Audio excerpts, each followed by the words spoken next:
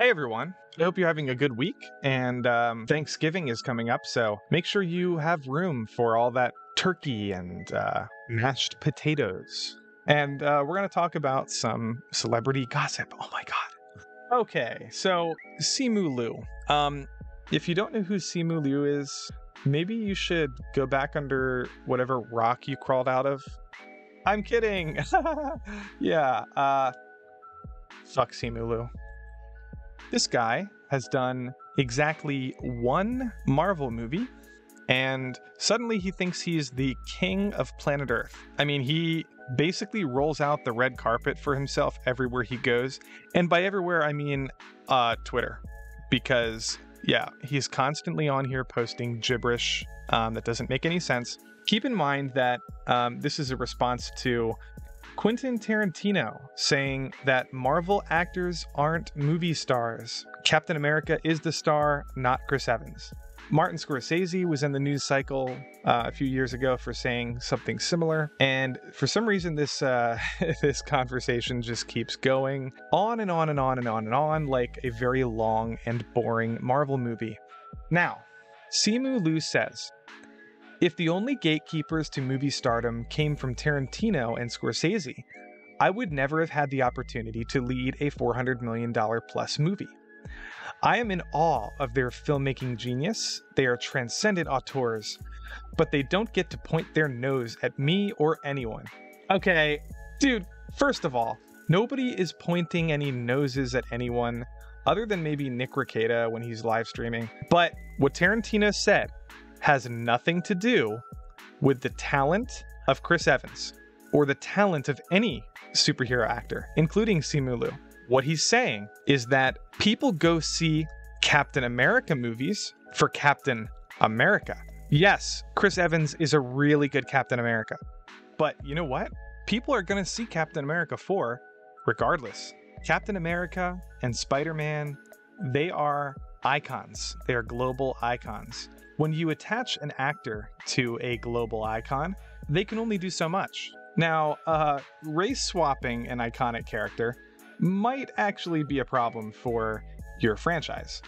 I'm just going to read a quick quote from Tarantino so we understand his words exactly. Part of the Marvelization of Hollywood is you have all these actors who have become famous playing these characters, but they're not movie stars, right? Captain America is the star, or Thor is the star. But it's like, you know, it's these franchise characters that become the star. That's the problem, somehow, that people have a problem with what he just said. How is that hard to understand?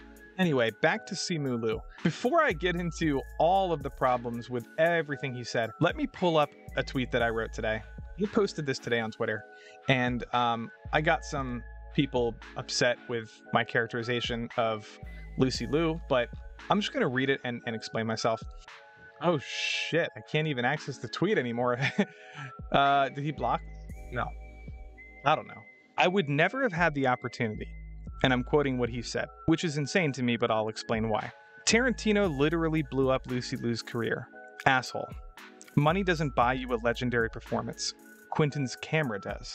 A lot of people took issue with me saying that he blew up her career.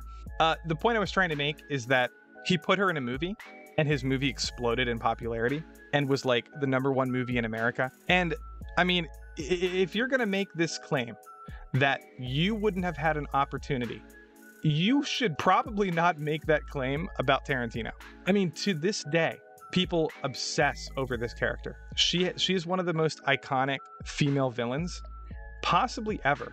Tarantino goes so far out of his way to explore different cultures in his films, to explore different time periods and eras and different kinds of people. And not only that, but he also championed Asian cinema, like Chungking Express, which is what we're seeing behind me.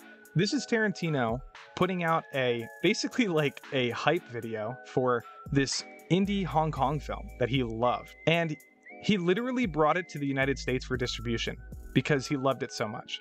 And this is back in the 90s, okay? This is when he was doing Pulp Fiction. This is right after Pulp Fiction. I mean, Simu, like, what? Shut the fuck up. Do you know anything about Tarantino's history? I'm going to sound like a Tarantino fanboy if I keep defending him, but I kind of am, so it doesn't matter. Like, I mean, look at my shirt. I mean, you should see my room. My room has, I got some Kill Bill merch. I got some Kill Bill pop figures. I got some Kill Bill Kotobukiya figures. I have the Hateful Eight vinyl record on my wall. But that's not the point. The point is, I'm going to pull up another tweet here from my friend Sophia. And she makes a really good point as well. Like, Tarantino films are diverse and empowering as hell. Like Death Proof and Kill Bill are pure female empowerment, and that doesn't begin to get into how he uses race to tell black empowerment stories. Django Unchained, hello. And unlike Disney, he doesn't use diversity for pats on the back. And then she goes on to talk about Jackie Brown, which I'm not going to go into Tarantino's backstory and history. Like, most people already know this. He is one of the most inclusive directors on the planet Earth, and all of his films are extremely popular. So once again, I just have a really big problem with this. And Scorsese, I feel like Simu just doesn't know who these people are. If you knew anything about Martin Scorsese beyond like what movies he directed, this guy started a world cinema project established by Martin Scorsese in 2007. Expanding the horizons of moviegoers everywhere. Basically, it is a restoration project, restoring old films from all over the world. I mean, you have Bangladesh, you have Turkey, Morocco, South Korea, films that like nobody gives a fuck about, except like random cinephile weirdos like myself.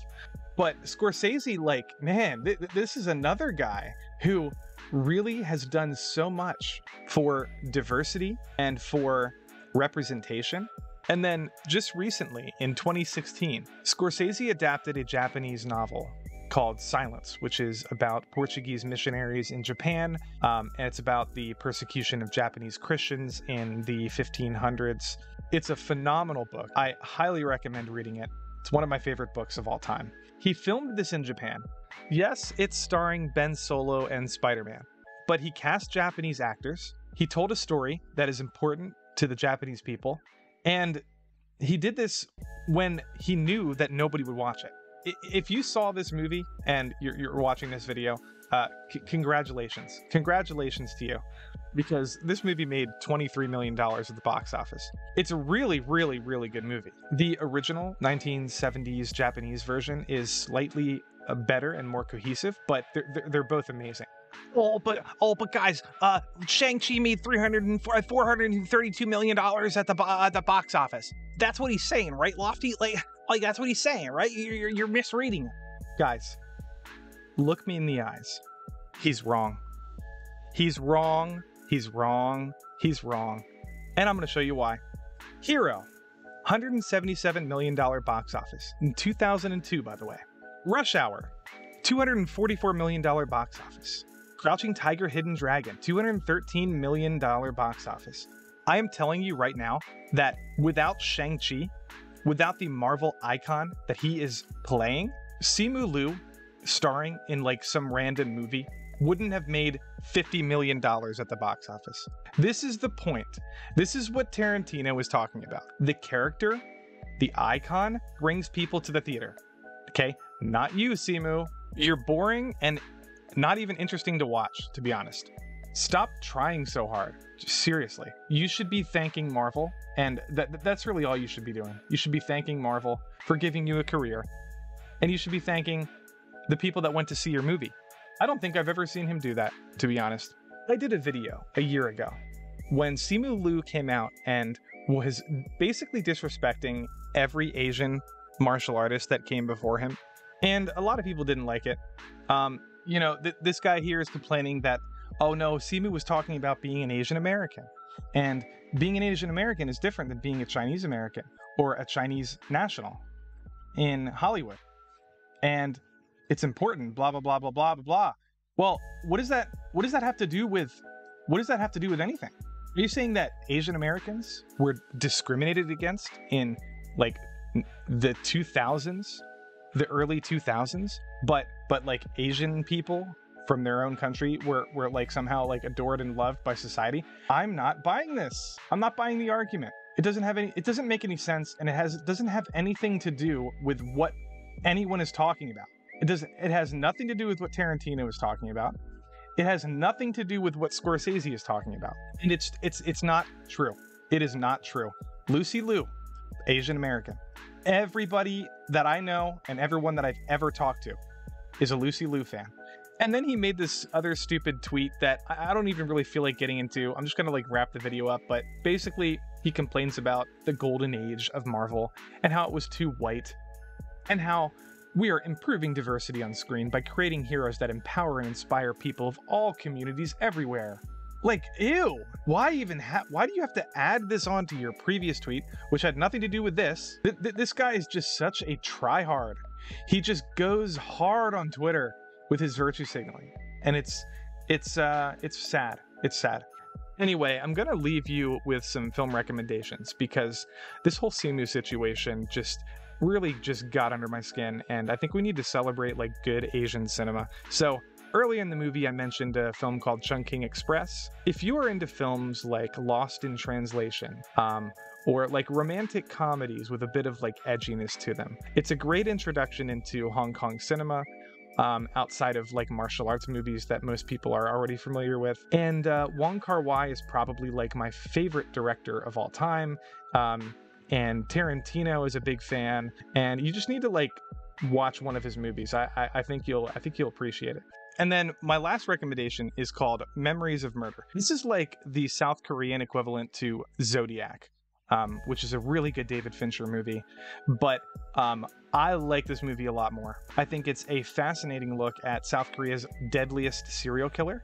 And it's just a brilliant movie. It was directed by the guy who did Parasite. So if you like that movie, definitely watch this one. If you didn't like Parasite, watch this one anyway, because the Parasite movie can be a bit polarizing. This is a much more straightforward noir-ish detective story.